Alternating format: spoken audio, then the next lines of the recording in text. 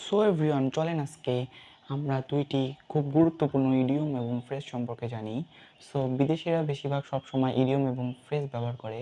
So everyone, first idiom এবং phrase আমরা যেটা জানবো সেটা হলো, প্রথমটা হলো আমাদের bed of roses. Bed of roses, R O G S, roses, bed of roses মানে হলো পুষ্পসজ্জা। পুষ্পসজ্জা। সো এটা আমরা এক্সাম্পল দেখতে পাচ্ছি। এটার এক্সাম্পল আমরা দেই, my life life is not a bed of roses, R O S E S, roses. My life is not a bed of roses মানে আমার জীবন পুষ্পসজ্জা নয় বা কমফোর্টেবল নয়। এটির আরেকটা মিনিং হয় হলো কমফর্টেবল।